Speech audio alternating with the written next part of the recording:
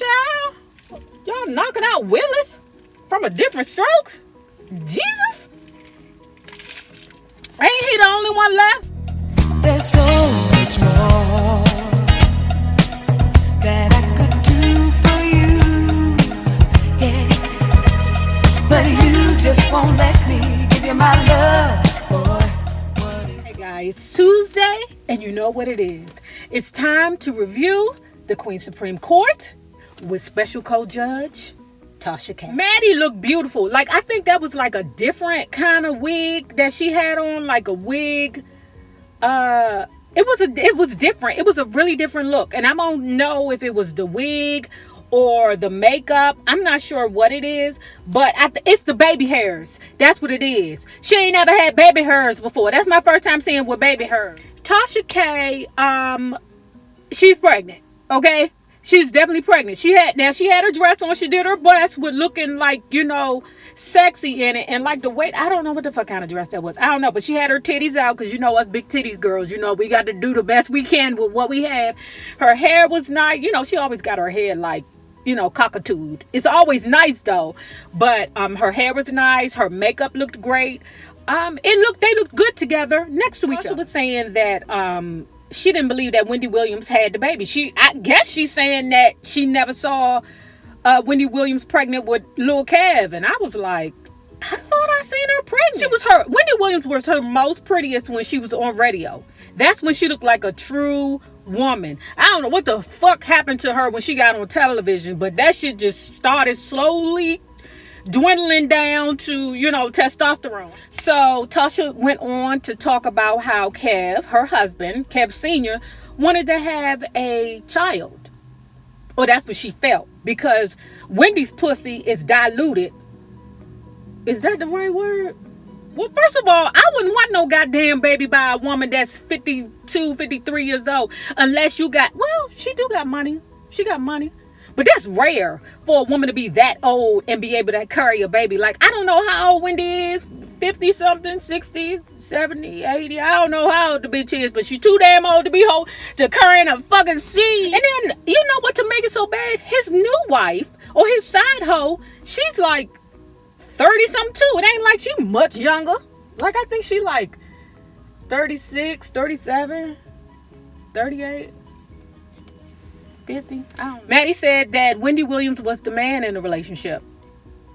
She's the provider in the relationship. And me being a housewife and, dealing with having to 100% support the provider, you probably don't want to cause no stress to the provider. Because, bitch, if the provider die, your baby's gone. So shit. That's why when I be on the phone with people, I be like, my wife home, I got to call you bitches back. Tasha K said that Lady Liberty stunt, when she was a result of booger sugar. Now, I don't know. I was like, oh, wow. Maybe. So then we get to the young lady that was at work at the McDonald's, minding her business, trying to ring up Big Macs, pushing the button for the Big Mac, and then the fry. You want a 2-for-1 apple pie, pushing the apple pie button, okay? Minding her business. And then some transient walks up and starts talking shit to her, then grabs her.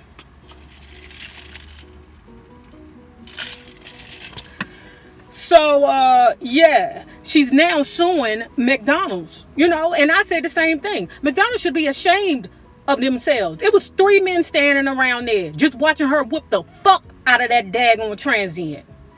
Now, I don't know much help they would have been, because when you think about it, I think the little girl would have whooped all 3 of them ass, if you ask me. And Todd Bridges got knocked the fuck out. I'm like, why did he get knocked out?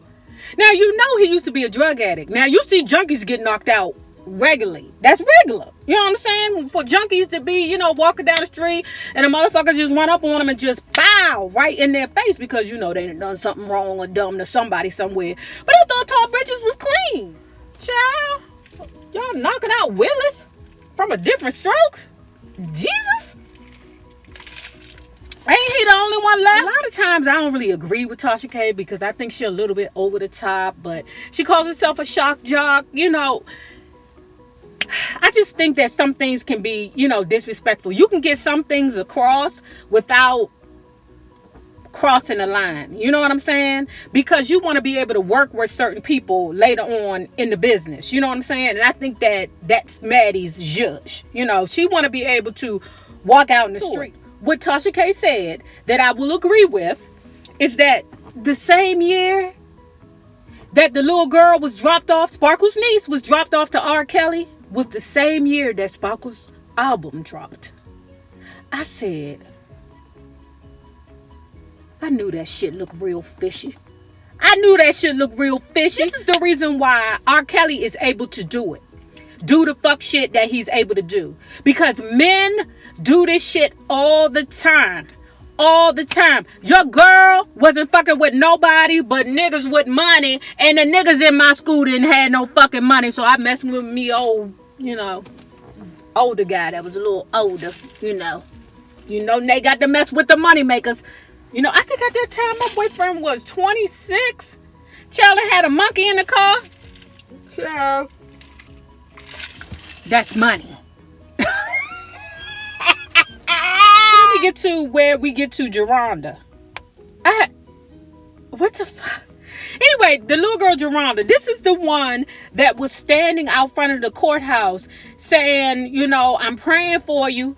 I'm praying for you to get loose and be let go and that the charges are dropped so that you can come out here and molest me. But the problem is, why did the little girls, like the schools wasn't calling the mother house to say, look, your daughter is being tardy or late or absent all these numbers of times and it's happened to be around this R. Kelly court case, goddammit. Like, why is it that my mother always got the fucking calls? This call is to tell you that Nene did not go to school today. Bloop. Fucking snitches. Where was her call? What she said about Andrea is that Andrea is not ready to tell her full story or speak about everything because Andrea is not willing to admit her part in the fuck shit. Now, I don't have nothing else to say about it. So then we get to the part where they decided to sentence R. Kelly, right?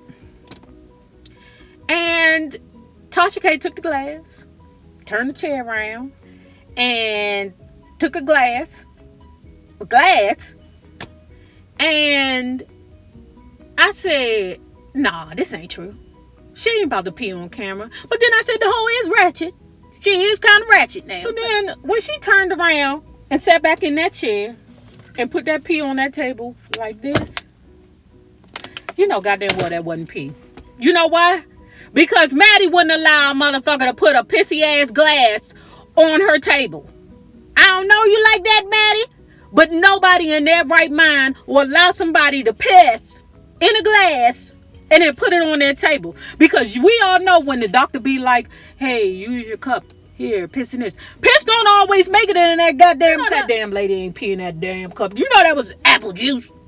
You know that was apple juice. You know everything. Also, Maddie has said that everything pretty much they go through, you know, the show. Like pretty much it's like skits that they do. Pretty much. Get to Madonna and her new plastic surgery. You know I'm a BBL girl. I don't have a problem with people getting work done, right?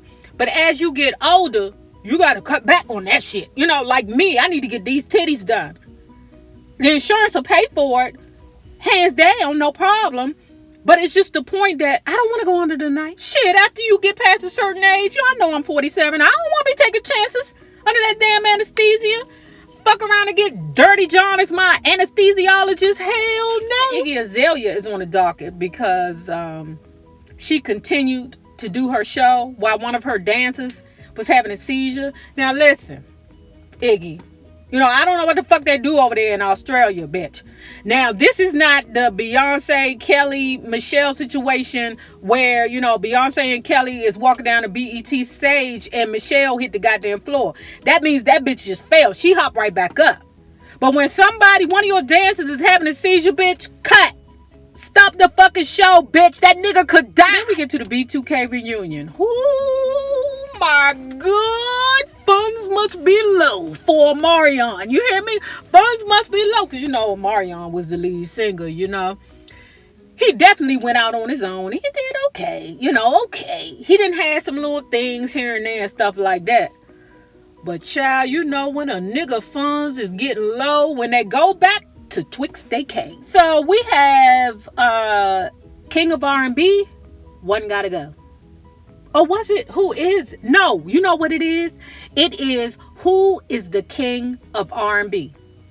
Is it R. Kelly, Bobby Brown, Babyface, Keith Sweat, Brian McKnight? I don't know why the king of R&B has never been associated with Brian McKnight, Babyface, or Keith Sweat, right? So those three names are out, but that's just my call. They are all good entertainers, great singers, not Keith Sweat, because he just a whiner. Nobody, but he is, he is good for what he's good for. We will not deny that, right? Do this. Hands down, Bobby Brown is the king of R&B, face-wise. Face. But when it comes down to numbers and success, it's R. Kelly. As much as I hate that motherfucker, you can't deny what it is. Just like y'all know I don't like Tasha K, but I think she did a great job on the show. Anyway, guys, remember this. The same people you meet on the way up will always be the same people you meet on the way down. Naysayers, my patron loves. YouTubers, be good to each other.